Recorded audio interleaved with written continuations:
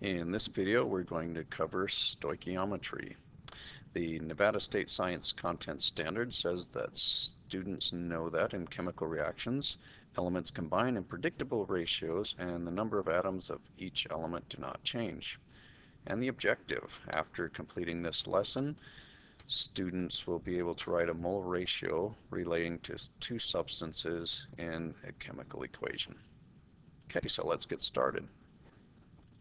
What I've done is I've broken this stoichiometry down into 4 types of problems that we're going to discuss. Each type of problem, I have given you a sort of pattern to follow that is very similar to the moles to grams and grams to moles conversion problems that we've done in the past.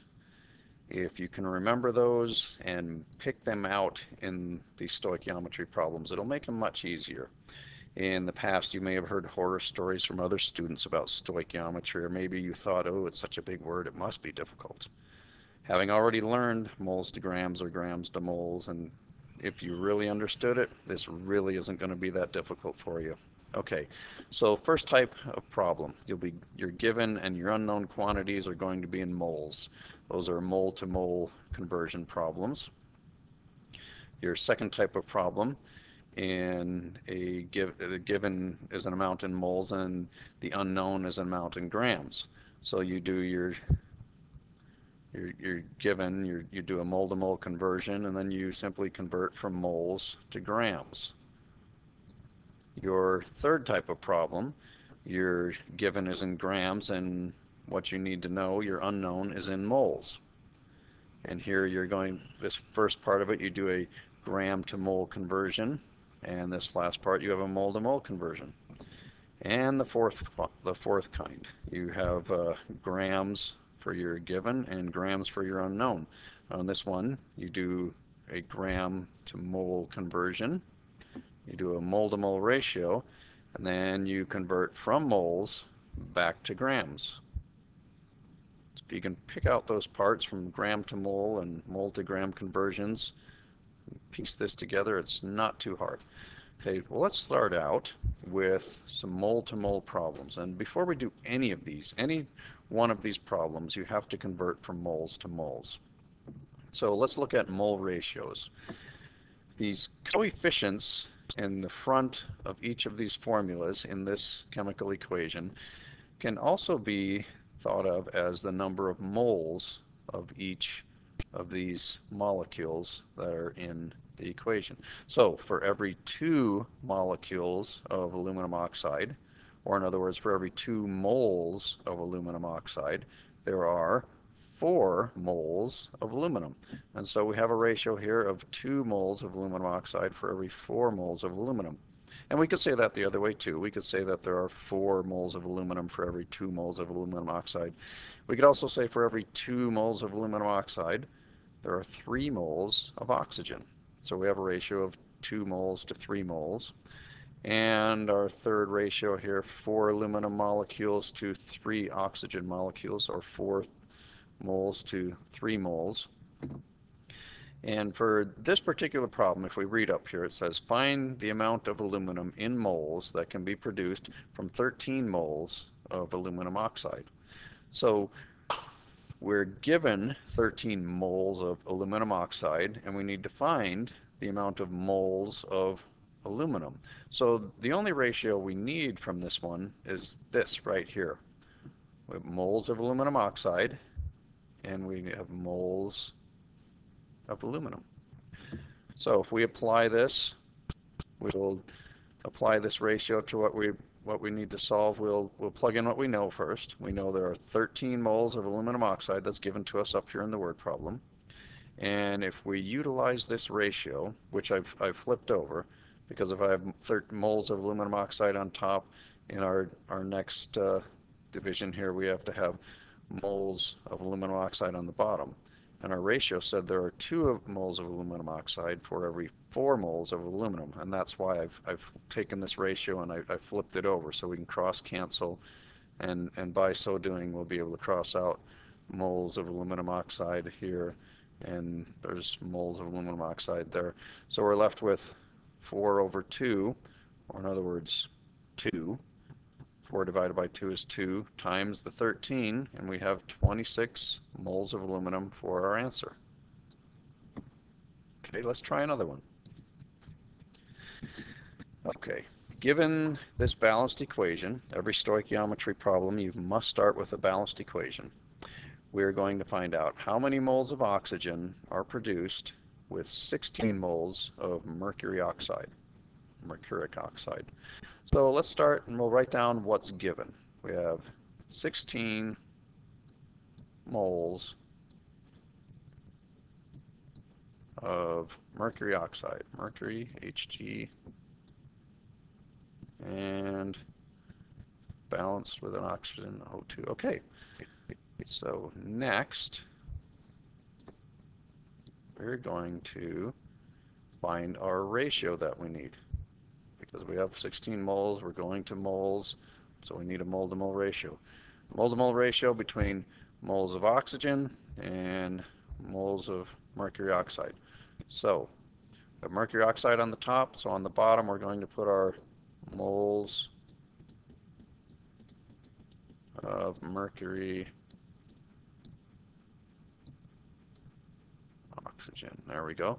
And we go up here to our equation, and the coefficient is 2, or in other words, we have 2 moles of mercury oxide. And we're comparing that to oxygen, so on top we have moles of O2, moles of oxygen. And our equation, there's no coefficient in front of here, so that means there's only 1 mole. So we have 16 times 1 divided by 2 gives us 8. Pretty simple math in this one. 8 moles. And if we want to make sure we have the right units, we can cross-cancel. Moles of mercury oxide goes away. Moles of mercury oxide goes away. The only units left here, moles of O2. So 8 moles of oxygen made for every 16 moles of mercury oxide put in. And if you look at these coefficients, that kind of makes sense. There's 2 of these for every 1 of these, so it kind of intuitively makes sense that there would be half as many of these or twice as many of these. Okay, let's try another one. Extend our page here. Okay, given 4 ammonias plus 6 nitrous oxides leaves us with 5 nitrogens and 6 oxygens. Okay, so we're going to find how many moles of ammonia are needed to produce 192 moles of water. Okay, so let's start out writing down what we're given. And we're given 192 moles of water. So 192 moles of H2O.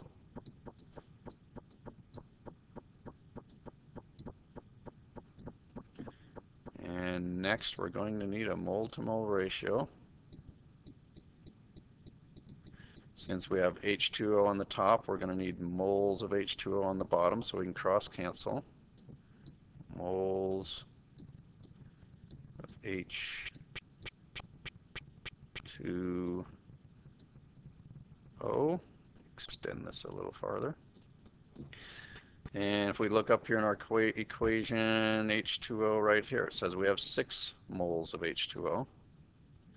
And what we're trying to find, how many moles of ammonia, NH3. So on top, moles of NH3, NH3, ammonia. And in our equation it says there are 4 of them. Okay, so again we can cross-cancel, make sure we have the right units. Moles of H2O, moles of H2O, we're left with moles of NH3. Okay, 192 times 4 divided by 6, and that gives us, let's see, write our units in here first. Moles of NH3. 3. So we end up with whoops, lost it there. Okay, 128 moles of ammonia. Okay, now let's say we wanted to find the mass of that amount of water, of 192 moles of water. Now this is actually sort of a review problem. It's not really stoichiometry. We're going from moles of water to grams of water. If you remember, moles to grams is as simple as writing down your moles again. 192 moles H2O. And I'm saying this isn't stoichiometry because in stoichiometry we go from one value and convert value of one molecule and we convert to the value of another molecule.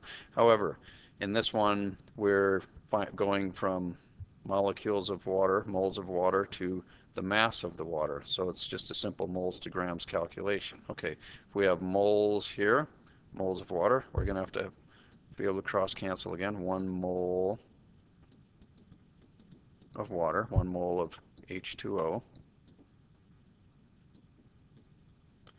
and 1 mole of H2O weighs about 18.01 grams.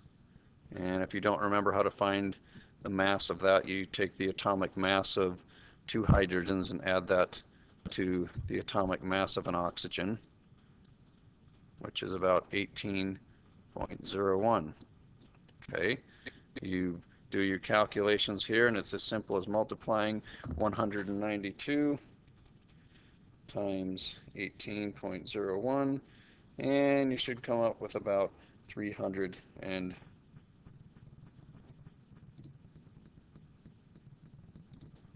or 300, not 300, excuse me, about 3,450, we'll just round it off, we'll say 58 grams of water.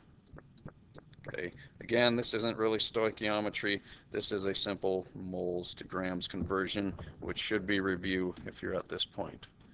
Okay, we've got enough time for the next type here. So let's quickly look at moles to grams. And here's our pattern again. Okay, we have the amount of moles we're given, we have our mole to mole ratio, and we just learned this in the last couple of problems we did. But now we're going to add on something new here. Once we convert from the moles we're given, we do our mole ratio to get to the moles of what we're looking for. Now we take those moles and we convert it to grams. And this one just happens to be all worked out. So using the same equation, we're going to find the mass in grams of aluminum oxide needed to produce 26 moles of aluminum. So if you remember how to convert, or how to find the molar mass, you simply add the number of aluminums, and we'll go through this for each molecule. Find the mass of both aluminums, 2 aluminum atoms, and add that to how much each oxygen weighs, times 3, and that adds up to about 101.96. Now, the thing to be careful about here, a lot of mistakes are made. This coefficient in front in the equation, don't calculate that in when you're finding the molar mass for a molecule. This will be factored in later when we do our mole to mole ratio, this 2 or this 4 or this 3. So to find the mass of aluminum, you simply look on the periodic table, and the mass of one atom is 26.98 grams. The mass of an O2, each oxygen 15.994, it's about 32 grams for each oxygen. Okay, I've calculated each one of these, even though we're not going to need all of them. It's just a refresher. Okay, so here's our calculations, our stoichiometry. We're starting out with 26 moles of aluminum. We're going to do our mole to mole ratio, just like we did before in our mole to mole problems. So we have moles of aluminum up here. We have to put moles of aluminum down here. we look at our equation. It says there are 4 moles of aluminum, so moles of aluminum on the bottom, 4 of them, and we're converting 2 moles of aluminum oxide. So we have 2 of those in our equation. There's a 2. Now we have moles of aluminum oxide. We simply have to convert to grams of aluminum oxide. So if we have moles of aluminum oxide top, we have to put moles of aluminum oxide on the bottom, so we'll be able to cross cancel and get the right units. 1 mole of aluminum oxide is equal to 101.96 grams of aluminum oxide, as we calculated up here earlier. And just to make sure you have the right units and you haven't messed anything up, you can cross cancel, get rid of units. Moles of aluminum top, moles of aluminum bottom, moles of aluminum oxide top, moles of aluminum oxide bottom. The only units we're left with is grams of aluminum oxide, and that's exactly what we're looking for. So it's simply a matter of doing the math. 26 times 2 times 101, and then divide that entire thing by 4, and you should come up with this for an answer. Okay, in our next video, we'll go over the other 2 types of problems, and that would be our grams to moles and our grams to grams. Okay, so see you for part 2 of stoichiometry, and thanks for watching.